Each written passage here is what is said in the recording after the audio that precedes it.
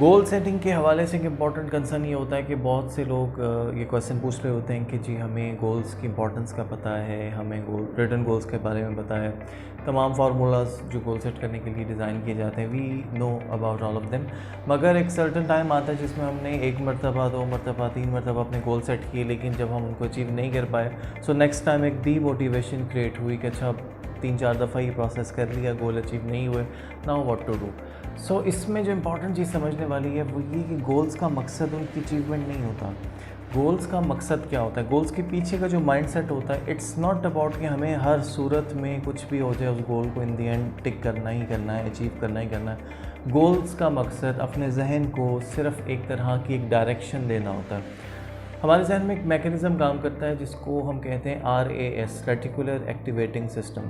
Reticular activating system क्या होता है? ये सिस्टम ऐसे होता है कि जिन चीज़ों के ऊपर हम फोकस कर रहे होते हैं उससे रिलेटेड जो चीज़ें होती हैं वो आपके एक्सपीरियंस में, वो आपके अवेयरनेस में ज़्यादा आना शुरू हो जाती हैं, और जो एक्स्ट्रा चीज़ें होती हैं जो इररेलेवेंट होती हैं वो डिलीट होना शुरू हो जाती हैं। मिसाल के तौर पे आपको यकीनन एक्सपीरियंस हुआ होगा कि अगर आप कहीं किसी सुपरमार्केट में गए हैं, किसी सुपर स्टोर पे गए हैं और आपने कोई पर्टिकुलर चीज़ ख़रीदनी है, so most of the time आपका दिमाग सिर्फ उस पर्टिकुलर चीज़ के ऊपर फोकस किए हुए होता है, और वहाँ जो मौजूद लाखों चीज़ें और जो मौजूद हैं, मोस्टली आपका जो जहन है वो बाकी चीज़ों को डिलीट करते हुए सिंपली बस उस एक चीज़ के ऊपर फोकस रहता है जिस चीज़ को आप ढूंढने निकले हैं या जिस चीज़ को आप परचेज़ करने के लिए निकले हैं। सो गोल सेटिंग भी बिल्कुल ऐसे ही है। जब हम एक गोल को सेट कर लेते हैं तो मोस्टली इसमें डिफरेंट स्टडीज़ हैं। कुछ स्टडीज़ के मुताबिक हमारा जो जहन है वो एक दिन में 60,000 थाट्स को प्रोसेस कर रहा होता है। कुछ स्टडीज़ के मुताबिक हमारा जहन एक दिन में 70,000 या 80,000, बट मोस्टली इतनी थाट्स का प्रोसेस हमारे जहन में एक दिन में हो रहा होता है। सो रिटन गोल्स का या गोल सेट करने का क्या मकसद है? इसका मकसद सिर्फ ये कि हमारे जहन को एक डायरेक्शन देना होता है ताकि बाकी जो चीज़ें हैं